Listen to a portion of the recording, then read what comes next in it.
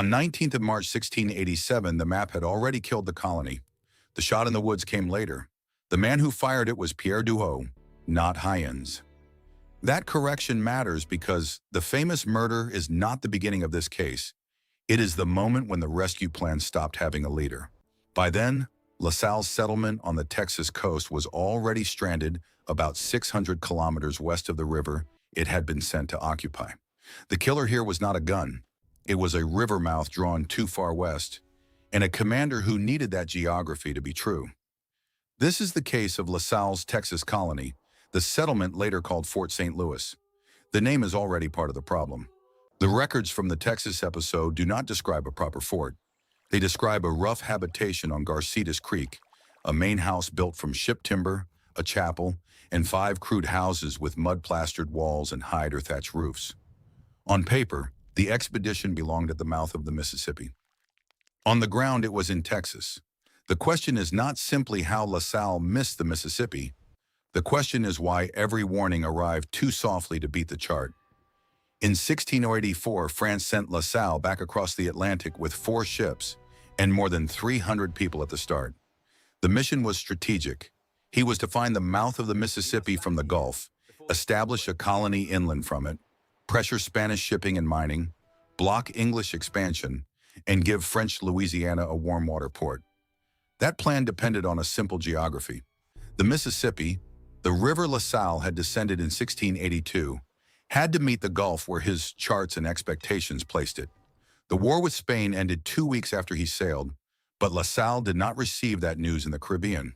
He entered the Gulf as if the Spanish Sea was still a war zone. Secrecy, rivalry with the naval commander Beaujeu, disease, desertion, and the loss of the ketch Saint-François had already thinned the mission before the crucial navigation began. Then the coast appeared.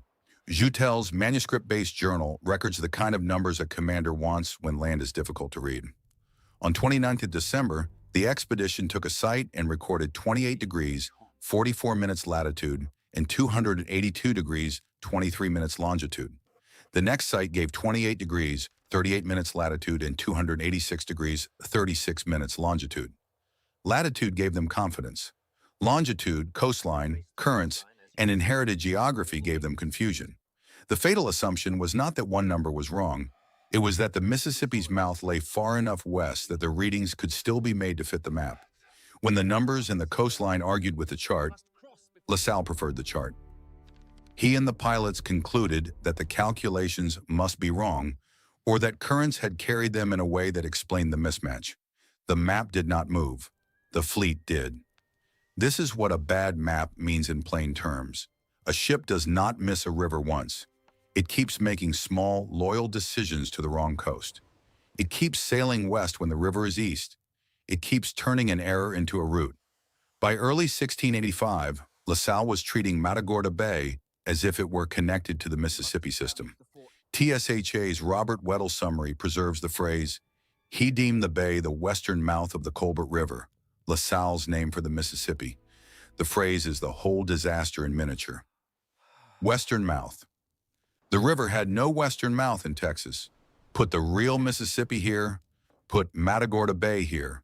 Now measure the mistake. This was not a missed turn. This was a colony planted hundreds of kilometers inside the wrong answer. On 20th February 1685, the colonists landed at Matagorda Bay. The storeship Aimable was then lost trying to enter the bay at Pascavallo. Its loss was not just a maritime accident. It was the colony's warehouse breaking apart in the surf. Then the warehouse sank. The Karankawa and other coastal people understood the shore as their own place. Salvage on that shore was not a French warehouse operation. It was local territory, local movement, local knowledge, and local power. The European record says the first major breach came after the Aimable broke up. Joutel describes Frenchmen going to a Karankawa camp to recover goods from the wreck, carrying weapons and taking not only cargo, but canoes, hides, and blankets.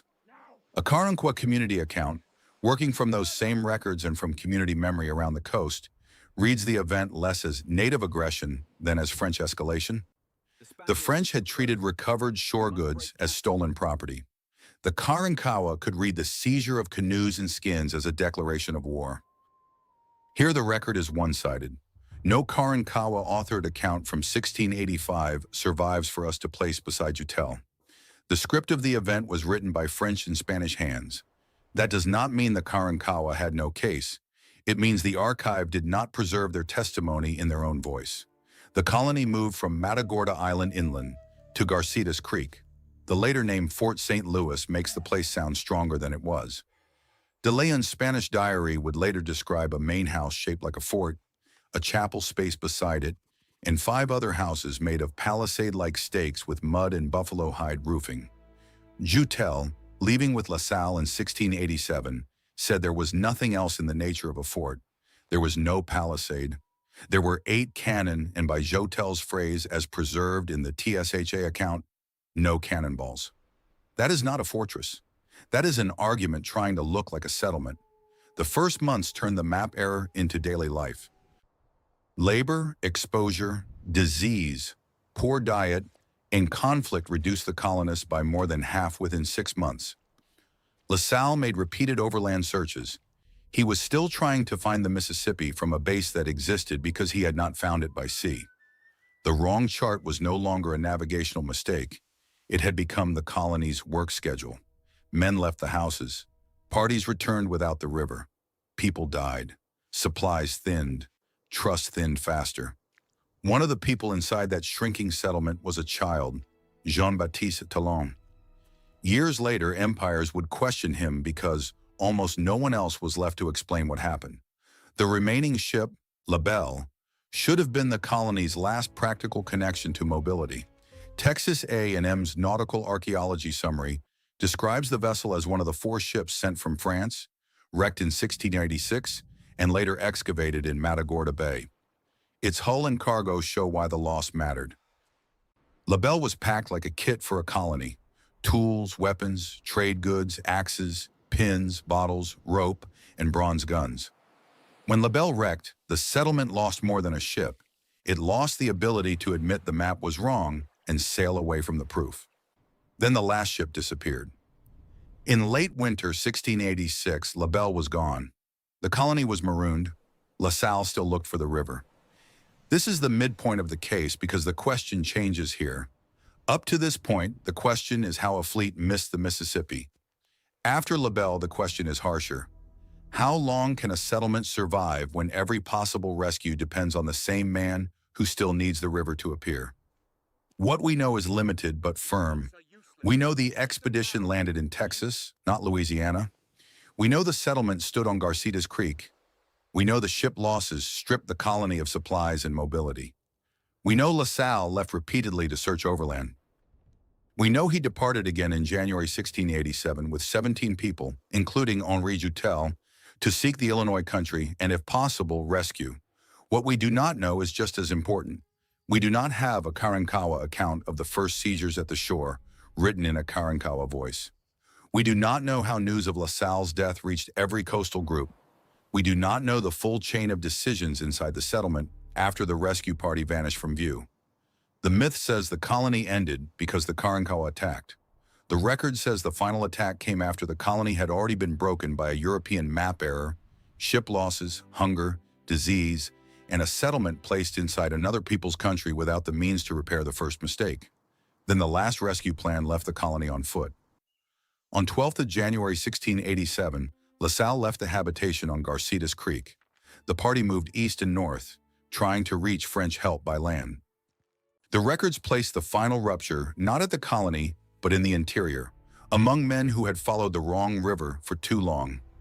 A cache of spoiled grain and beans set the final quarrel in motion. Nika, La Salle's native hunter, killed buffalo. Meat was cut and smoked. Morange, La Salle's nephew, angered men already bitter over hunger, hardship, and command. Duho and others killed Morange, Salle, and Nika. The next day, La Salle came looking.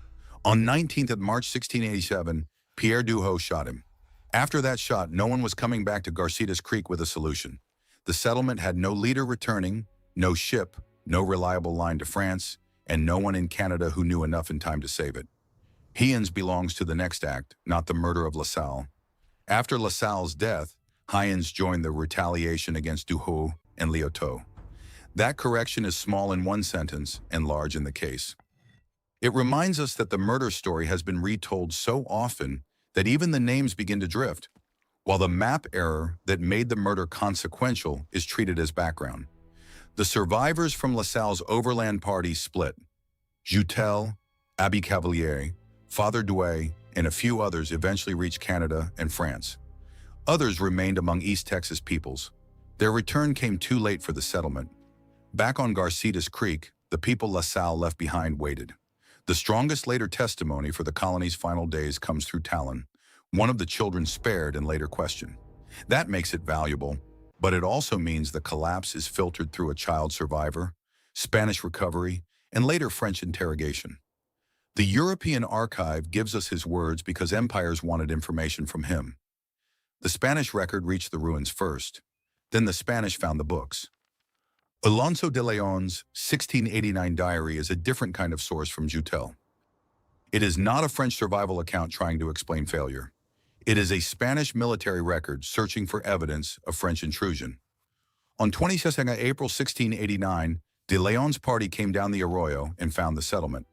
The diary describes houses sacked, chests and bottle cases broken, more than 200 French books torn and rotting across the yards, gun stocks without locks or barrels, and 3 bodies in the field.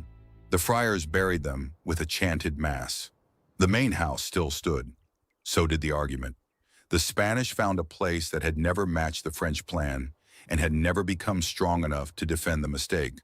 De Leon's men counted artillery, buildings, scattered books, broken furniture, and the marks of a settlement emptied by violence and abandonment. They also heard, before reaching the site, that the coastal Indians had killed the French at the Little Sea, and that illness had already killed many. The diary reports smallpox in the story told to the Spanish. That detail is difficult to use cleanly. It comes through interpreters, through Spanish writing, through people explaining a recent collapse to armed outsiders. Still, it matters. It prevents the ending from shrinking into a single raid. The colony's collapse was a chain. Disease, isolation, failed diplomacy, violence, and the disappearance of rescue. The Spanish response also shows the scale of the strategic failure. De Leon was not looking for a tragic campsite. He was looking for evidence of a rival European power on Spain's Gulf. The ruined houses on Garcitas Creek became proof that a French plan had reached Texas by mistake, and that Spain now had to answer the mistake with soldiers, missions, and presidios. Archaeology adds another layer, but it does not turn the case into a treasure story. The La Belle excavation confirmed how much material capacity the colony lost in the bay. The Fort Sainton. Lewis' work on the Garcitas Creek site confirmed the roughness of the settlement in the later Spanish presence. Cannons, ship timbers, gun parts, trade goods, and building traces make visible what the documents describe. The artifacts do not tell us what a Karankawa council decided. They do not tell us what every French colonist understood in the final winter. They do show the colony's scale. A few buildings, shipwrecked cargo, a military dream reduced to salvage. The source anatomy is the last trap in this case. Joutel's manuscript tradition and Joutel's printed book are not the same source layer. The manuscript-based journal survives separately and is the stronger foundation for the reconstruction. The printed version, edited by Jean-Michel and appearing in French in 1713 and English in 1714, came long after the events and was altered and condensed without Joutel's approval, according to the modern edition's introduction. So when the 1714 version gives a vivid line or a smoother scene, it can be useful only with a label. It is not the same thing as Joutel's field notes carried back from the expedition. The legend prefers the murder because murder gives the story a face. The record keeps returning to the map because the map explains why so many people were still there when the murder happened. Competing theories usually circle 3 possibilities. One says LaSalle simply miscalculated. Another says the pilots or Beaujeu failed him. A darker version suggests deception or deliberate wrecking around Aimable. The safe reading is narrower. The records prove conflict among commanders, weak longitude, faulty geography, ship losses, and LaSalle's refusal to treat the westward evidence as decisive. They do not prove a single conspiracy that explains the whole failure. A bad calculation could be corrected. A preferred map was harder to correct because it had authority, funding, royal ambition, and La Salle's reputation behind it. That is why the fatal assumption deserves the center of the episode. The assumption was not only that the Mississippi was farther west, it was that a political map could outrank a navigational warning. Once that assumption held, every later choice became smaller and uglier. The ships searched the wrong coast. The colonists landed in the wrong place. The store ship broke apart at the wrong bay. The last vessel wrecked. The settlement tried to live as if the river might still appear over the next rise. La Salle marched away to repair a mistake he would not name plainly enough. My verdict is this. La Salle's Texas colony did not fail when Duhau fired on 19th of March 1687, and it did not fail only in the winter of 1688 or 1689, when a Karankawa attack became the final act in a collapse already underway. It failed before the first landing, when La Salle chose the map over the warnings that should have forced him to turn east. The famous murder is a consequence. The colonial violence at Garcitas Creek is a consequence. The Spanish recovery of torn French books and broken gun stocks is a consequence. The first cause was the fatal assumption that the Mississippi could be where the map needed it to be, rather than where the coast and the numbers were already saying it was. Everything after that made it irreversible. The last map did not show the colony's end.